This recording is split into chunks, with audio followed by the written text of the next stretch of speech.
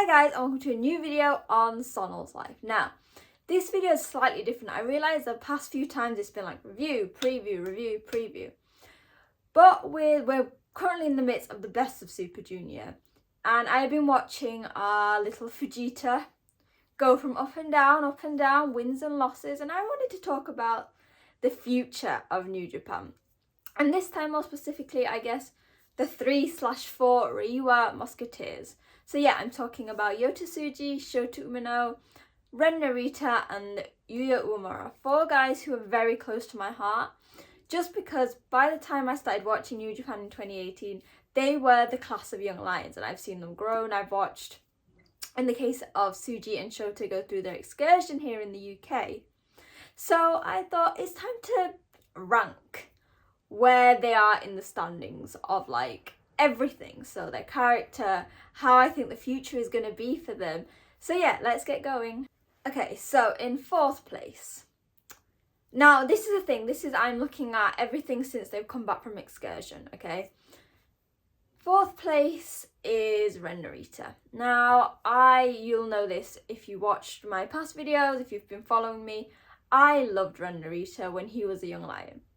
He took part in the Best of Super Junior, so for me, when he went on excursion in LA for the LA Dojo, I thought they are training him to be the next future of the junior division. Now that didn't happen when he came back, challenged for the television championship at Wrestle Kingdom against Zack Sabre Jr.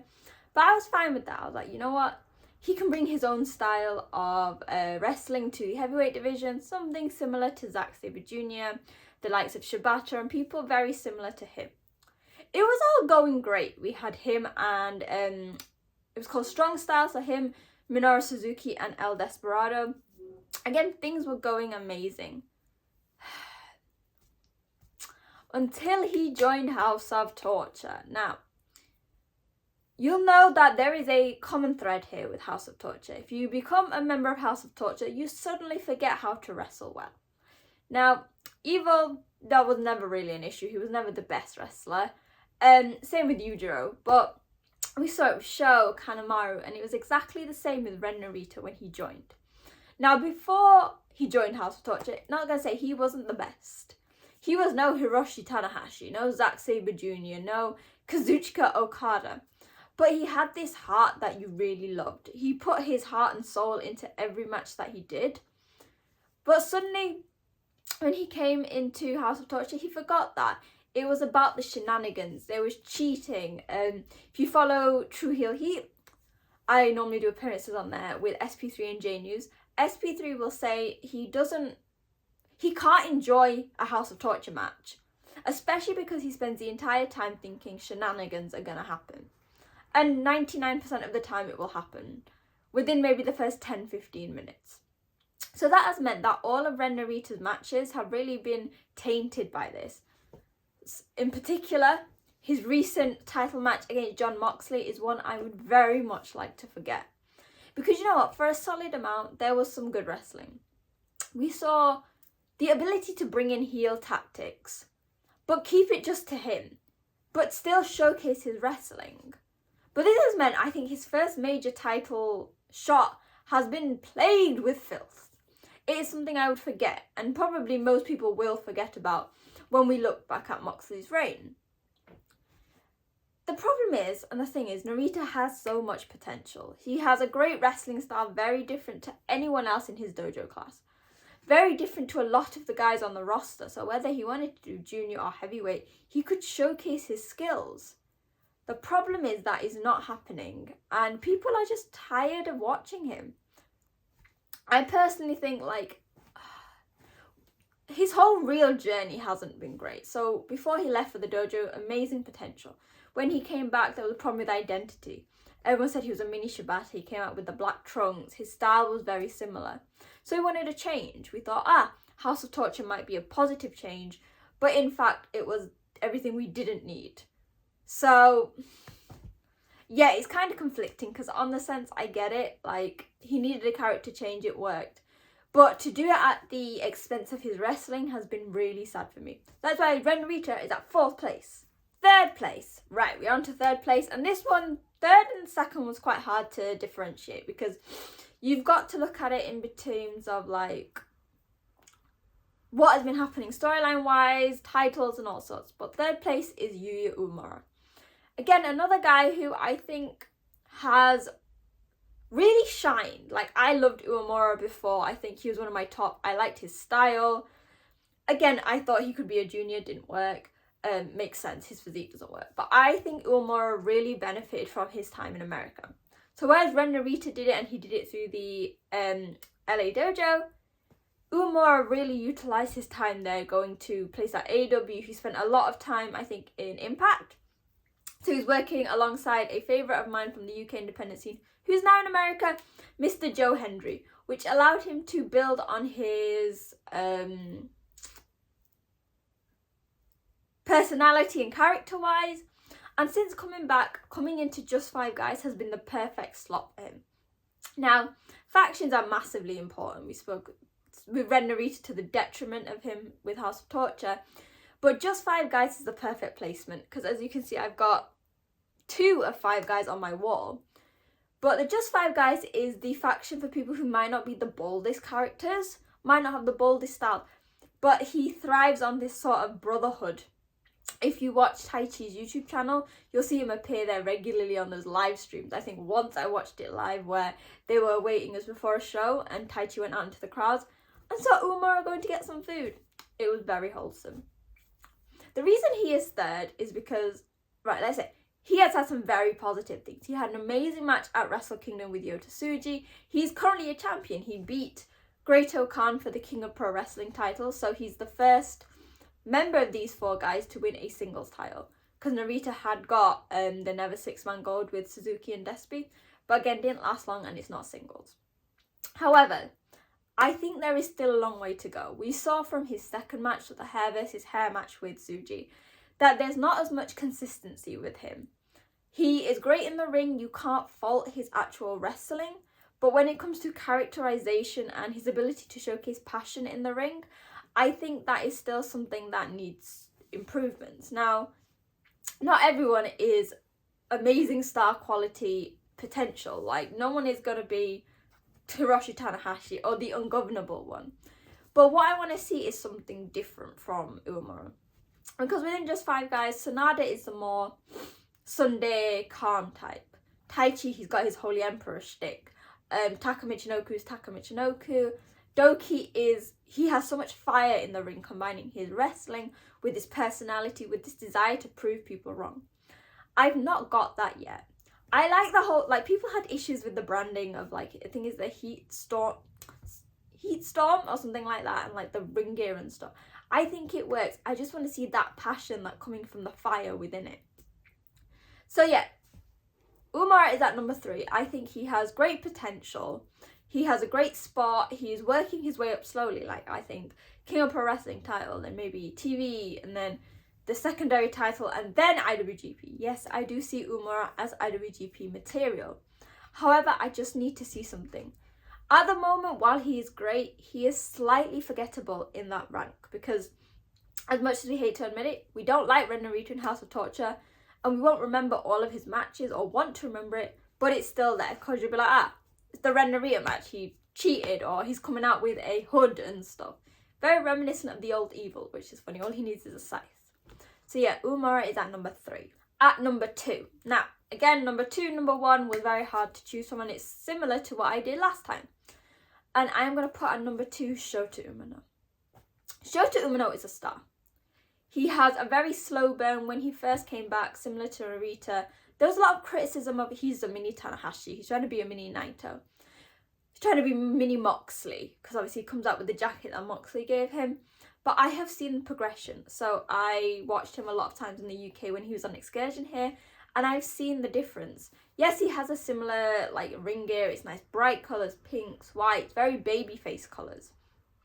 But I think that he's really showcased throughout some of the huge matches he's had, whether it's Will Ospreay, his recent match against Jon Moxley, stuff in the New Japan Cup. Everything has worked in Shota's favour. It's shown him growing. And what I like is that he is taking bits and pieces of the people he's working with and using that. So for example, recently he has been teaming a lot with God, so ELP and Hikaleo. He's been doing these shows on New Japan World, which I recommend you go and watch. While some of the shows, none of the shows have subtitles. The one with ELP and Hikaleo, obviously because they're Gaikokujins, there is a lot of English in it. Shota is very fluent in English. I've learned this not only with the promos and stuff he's done, but when I met him, and you can see him growing as a wrestler and his confidence. You can see he's got a bit of personality in him. He's coming, he is interacting with the crowds. Albeit, can he cut his entrance down by half, because God, it is long. But it's the way he interacts with the little kids. I got a high five at Royal Quest last year as he was walking down the aisle at the Copper Box. He has this star quality. And while I don't want to make the comparisons, because obviously we criticised it in the past of, oh, he is like the next Tanahashi, he has the potential to be the company's huge babyface. His wrestling is getting better day after day. His ability to tell stories and to want the crowd to get him to win. So like when he had that match against Ospreay, phenomenal. I think one of his best. The crowd were rooting for Shota. They saw the pain. They wanted him to do well. Even though Ospreay is a huge crowd favourite. For me, Shota is someone that I love seeing. He's taking on the criticism. I think he's taking on the criticism. And he's applying the changes. Which is something very rare, because it's like, it's one of those things that you see improvements, but this has been consistent. Like, we've seen criticism happen, and he almost seems to change that. So I think 1 year, 2 years, IWGP World Champion, without a doubt. He has so much potential. Maybe he needs a faction, a strict faction to work with. So I really hope, and again, I don't know what is going on with the contracts and stuff, but I'd love a new God to form away from Hontai and the three guys. So ELP, Hikaleo, and Shota. I think that would be amazing. Create a new identity. Now he's faced Moxley, he gave back the jacket. We can move away from that, and we can start the new era of Shota Umino. Obviously, that leaves us with the number one place, and that is Los Ingobernables de Japon's Yota Tsuji. I think we've been saying this for years. Everyone say it. Everywhere that I go, I'll say it. Tsuji has showcased the best potential, the most star quality, and shined the most out of these four young lions. Okay, he's not had any titles, but he's had huge title shots. He won the New Japan Cup. Now, I don't know whether this is age. So, Tsuji is the oldest of the guys. He's around it. Shockingly, he's around Okan's age. Like, anything near his early 30s, just turned 30. So, he has this more consistent personality, consistent style in the ring. You don't really have to worry when watching him. And what I think has really made him stand out is not only his place in Los Ingobernables de Japón, but his very unique style. Now, I will compare him to the likes of Jeff Cobb and Lance Archer, even though I guess he's very different to that. Tsuji is a hybrid athlete. Now, we've said this about a lot of people, but he is. He is such a big, muscly guy, but he is flying around the ring like a junior heavyweight. Again, I'll mention this, like similar to to Uemura and Shota. Tsuji's excursion was so important to him, and I think the best, because not only did he come to the UK for his excursion, where I watched it, but he also competed in CMLL. So he now has the perfect basic training you get in the Noge Dojo. The British strong style, the strength, the strikes, similar to the guys that we love. But he also has that lucha libre experience, and we see that in the way he flings himself out the ring, the beautifully executed luchador moves that you wouldn't expect to see of someone that size. And that's why I compare him to Lance Archer. Tall, but walking the ropes. Jeff Cobb, big, muscly, like I think one of the heaviest guys on the roster, doing moonsaults with ease. Now this puts Tsuji as like a very unique guy, because you don't see that often. When you think of Tsuji's matches, you remember the big spots he did, like damn, he hit a huge clothesline, huge lariat. But then 2 minutes later, he moonsaulted out of the ring to his opponents. And he also has this charisma. Now, I know some people, Kevin Kelly, didn't like it, but Tsuji's smile, it is charming, but it's also borderline menacing. Like, you don't know what is going on in his head. And I quite like that. It's an extra layer to his character, and it works with Los Ingobernables to Hippon, who, remember, not baby faces, not heels, they are tweeners. So there's always something fun to have something mysterious, something cheeky, something unexpected about Tsuji. Like, is he gonna be the happy baby face with the nice smile? Or does his opponent have to worry because that smile means he's got danger, he's got bad things on his mind, and he knows what he wants to do? At this point, 2024, if I was going to look at the end of the year, who out of anyone would I put money on to be IWGP World Champion? It'd be Tsuji. He's had, sadly, 2 failed title attempts, but really, while it could hinder his progress, I think it just added to his experience. Again, like I said, the New Japan Cup win against Hiroki Goto, massive. He has got experience with some of the best guys. He's been in the ring with some of the best guys, and he has balanced that with his character. The final parting words he had to Okada, like, why are you ending this way? He has that edge that we want to know what he is saying. And yeah, I am so proud of Tsuji. Like, coming back, I was worried because I had such high expectations, because even as a young lion, he was doing all this hybrid stuff, he was showcasing his potential. But you can't always meet that, as seen by guys like Ren Narita. So yeah, Yota Tsuji really is showcasing why the future is so bright.